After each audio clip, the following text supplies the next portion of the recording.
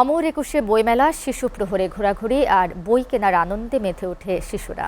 বাবা মায়ের হাত ধরে মেলায় আসে সোনামণিরা।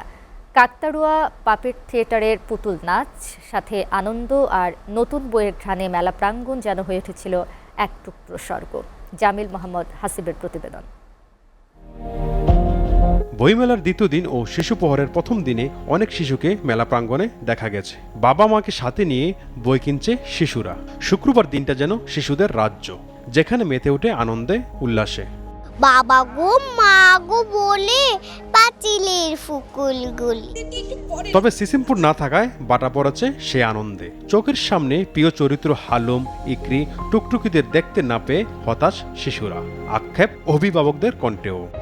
সিসিমপুর না থাকায় আমি দেখতে পারিনি, ভালো লাগেনি। টুকটুকি হালুমকে অনেক মিস করছি। সিসিমপুরটা আসলে থাকলে মনে হয় বাচ্চারা আর একটু বেশি এনজয় করতো। তো আলহামদুলিল্লাহ, তারপরে একটা ওই যে কাকতাড়ুয়া পাপট থিয়েটারে এখানে এনজয় করছে। দেখার জন্য আগ্রহ বেশি, এটার জন্য নিয়ে আসা। কিন্তু 2 বছর ধরে এটাই হচ্ছে না। আজকেও আসলাম শিশুপুর দেখার জন্য, কিন্তু আজকেও দেখতে পেলাম না।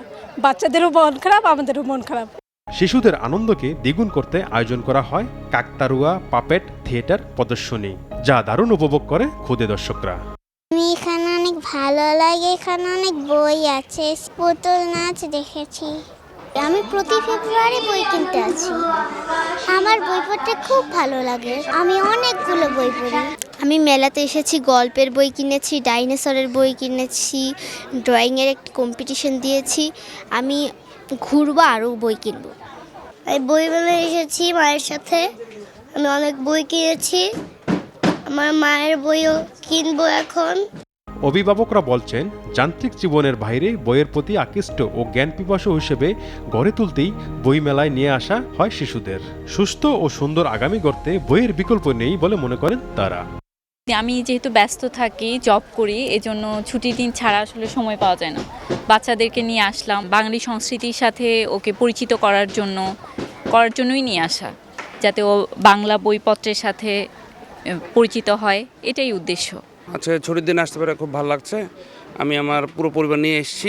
আমরা সিসিমপুর দেখতে পাইনি, এখানে পুতুল নাচ হয়েছে, এখানে পুতুল নাচ দেখেছে এবং বিভিন্ন যে স্টলগুলো আছে, স্টলে বাচ্চার যে বইগুলো আছে সেগুলো দেখে দেখে আমরা ঘুরে ঘুরে কিনছি। দুপুর 1টা পর্যন্ত চলে শিশু প্রহর। মেলা প্রাঙ্গণ থেকে নতুন বই আর এক বুক আনন্দ নিয়ে ঘরে ফেরেন ক্ষুদে পাঠকরা। শিশুদের জন্য আনন্দময় সময় তৈরি এবং জ্ঞানের দুয়ার খুলে দেয় এই বইমেলা। তাই এই ধরনের আয়োজন নিয়মিত করার তাগিদ অভিভাবকদের। জামিল মোহাম্মদ হাসিব, SATV, ঢাকা।